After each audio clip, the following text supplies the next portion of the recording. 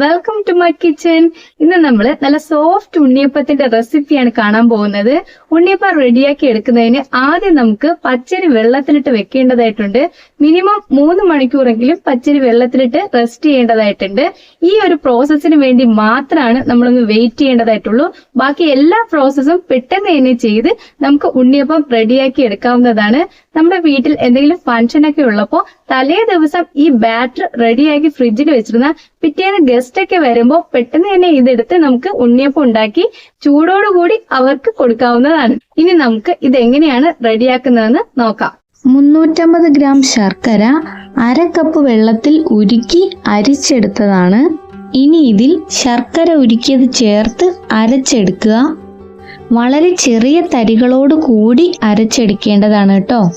ഇതിൽ വെള്ളം ഒട്ടും തന്നെ ചേർക്കാതെ ശർക്കരപ്പാനി മാത്രം ചേർത്താണ് ഞാനിവിടെ അരച്ചെടുക്കുന്നത്.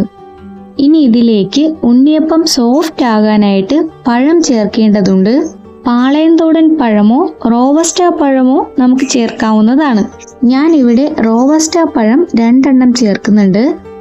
ഇതിലേക്ക് ഉണ്ണിയപ്പം സ്മൂത്ത് ആവാനായിട്ട് ഗോതമ്പ് പൊടി ചേർക്കേണ്ടതായിട്ടുണ്ട്. ഇവിടെ 1/2 കപ്പ് ഗോതമ്പ് പൊടി ചേർക്കുന്നുണ്ട്. ഉണ്ണിയപ്പത്തിന്റെ മാവ് നല്ല കട്ടിയുള്ളതായിരിക്കണം, എന്നാൽ അത് ഒരു ഒഴുകുന്ന കൺസിസ്റ്റൻസിയിലും ആയിരിക്കണം. അരച്ചെടുത്ത മാവ് നമുക്കൊരു പാത്രത്തിലേക്ക് പകർന്നു വെക്കാം. മാവ് അരച്ചെടുക്കുമ്പോൾ നല്ല ലൂസായി പോകുകയാണെങ്കിൽ അതിലേക്ക് കുറച്ചുകൂടി ഗോതമ്പ് മാവ് ചേർത്ത് അതിന്റെ കൺസിസ്റ്റൻസി കറക്റ്റ് ചെയ്യാവുന്നതാണ്. എന്നാൽ മാവ് അരച്ചെടുക്കുമ്പോൾ നല്ല കട്ടിയായി പോവുകയാണെങ്കിൽ അതിലേക്ക് കുറച്ച് വെള്ളം കൂടി ചേർത്ത് നമുക്ക് ആവശ്യമുള്ള കൺസിസ്റ്റൻസിയിലേക്ക് ഇതിനെ കൊണ്ടുവരാവുന്നതാണ്. ഇതിലേക്ക് 1 ടീസ്പൂൺ ഏലക്ക പൊടിച്ചത് ആഡ് ചെയ്യുക. ഇനി 1/4 ടീസ്പൂൺ ഉപ്പും ചേർത്ത് നന്നായി മിക്സ് ചെയ്യുക. ഉണ്ണിയപ്പം സോഫ്റ്റ് ആകാനായിട്ട് ഇതിലേക്ക് കുറച്ച് ബേക്കിംഗ് സോഡ ആഡ് ചെയ്യുക. 3 ടീസ്പൂൺ നെയ്യിലേക്ക് തേങ്ങാക്കൊത്ത് ചേർത്ത് വറുത്തെടുക്കുക. തേങ്ങാക്കൊത്ത് ഒരു ബ്രൗൺ കളർ ആകുമ്പോൾ ഉണ്ണിയപ്പത്തിന്റെ മാവിലേക്ക് ചേർക്കാവുന്നതാണ്. ഉണ്ണിയപ്പ പാത്രം ചൂടായ ശേഷം അതിന്റെ ഓരോ കുഴിയിലേക്കും 1/4 ഭാഗം ഓയിൽ ഒഴിക്കുക. ഇനി ലോ ഫ്ലെയിമിൽ വെച്ച ശേഷം ഇതിലേക്ക് ബാറ്റർ ഒഴിച്ചു കൊടുക്കുക. ഓരോ കുഴികളിലും 1/4 ഭാഗത്തോളം മാത്രമേ ബാറ്റർ ഒഴിക്കാൻ പാടുള്ളൂ. ഇനി ഇത് ഒരു സൈഡ് വെന്ത ശേഷം അടുത്ത സൈഡിലേക്ക് തിരിച്ചിട്ട് കൊടുക്കാവുന്നതാണ്. ലോ ഫ്ലെയിമിൽ വെച്ച് ഇത് കുക്ക് ചെയ്തെടുക്കാൻ നമ്മൾ പ്രത്യേകം ശ്രദ്ധിക്കണം. ഇതൊരു ബ്രൗൺ കളർ ആയി കഴിഞ്ഞാൽ എണ്ണയിൽ നിന്നും ഇത് എടുത്തു മാറ്റാവുന്നതാണ്. ബാറ്റർ ഒരുപാട് തിക്കായി പോയി കഴിഞ്ഞാൽ ഉണ്ണിയപ്പത്തിന്റെ ഉൾവശം വേകാതെ വരും. അതുപോലെ തന്നെ ഒരുപാട് ലൂസായി കഴിഞ്ഞാൽ ഇതിന്റെ കുഴികളിൽ നിന്നും പൊങ്ങിത്തെറിച്ച് ഉണ്ണിയപ്പത്തിന് ഒരു ഷേപ്പ് ഇല്ലാതെയും വരും.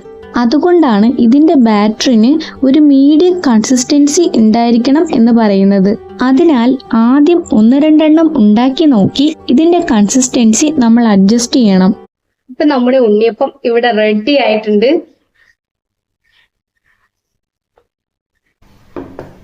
ശരിക്കും ഇത് നല്ല സോഫ്റ്റ് ആയിട്ടുണ്ട്.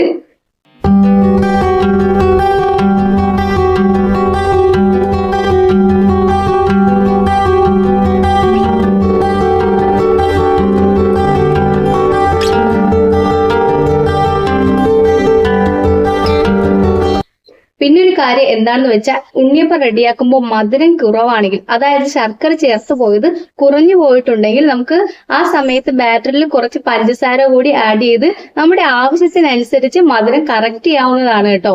നമ്മൾ ബാറ്ററി റെഡിയാക്കുമ്പോൾ ഇത് നല്ല ലൂസായി പോവുകയാണെങ്കിൽ നമുക്ക് ആവശ്യത്തിന് ഗോതമ്പ് മാവ് കൂടെ ചേർത്ത് ഈ ബാറ്ററി കുറച്ച് കട്ടിയിൽ ഒഴുകുന്ന ഒരു കൺസിസ്റ്റൻസിയിൽ നമുക്ക് ഉണ്ടാക്കിയെടുക്കാവുന്നതാണ്. അതായത് നമ്മള് ദോശയ്ക്കൊക്കെ മാവ് ഉണ്ടാക്കുമ്പോൾ ഉണ്ടാവുന്ന ഒരു കട്ടിയില്ലേ, ആ ഒരു കട്ടി വേണം ഇതിന്. അതുപോലെ തന്നെ എന്നാൽ ഇത് ഒഴുകുന്ന ഒരു കൺസിസ്റ്റൻസിയിലും ആയിരിക്കണം. എന്നാൽ മാത്രമേ ഉണ്ണിയപ്പം നന്നായിട്ട് മൊരിഞ്ഞു വരികയുള്ളൂ. അങ്ങനെ ഗോതമ്പ് മാവ് ചേർക്കുകയാണെങ്കിൽ അതിൽ കുറച്ച് പഞ്ചസാരയും കുറച്ച് ബേക്കിംഗ് സോഡയും എക്സ്ട്രാ നമ്മൾ ചേർക്കേണ്ടതായിട്ടും വരും. ഇത്തരത്തിൽ ഈ ബാറ്റർ ഉണ്ടാക്കി ഫ്രിഡ്ജിൽ വെച്ചിരുന്നാൽ നമ്മുടെ വീട്ടിൽ എന്തെങ്കിലും ഫംഗ്ഷനൊക്കെ ഉള്ളപ്പോൾ ഈ ബാറ്റർ എടുത്ത് നമുക്ക് ഉണ്ണിയപ്പം ഉണ്ടാക്കി അപ്പം തന്നെ ചൂടോടുകൂടി നമ്മൾ ഗസ്റ്റിനൊക്കെ സെർവ് ചെയ്യാനും പറ്റും. അപ്പോൾ ഈ വീഡിയോ എല്ലാവർക്കും ഇഷ്ടമായെങ്കിൽ ലൈക്ക് ചെയ്യുക, സബ്സ്ക്രൈബ് ചെയ്യുക. Thank you.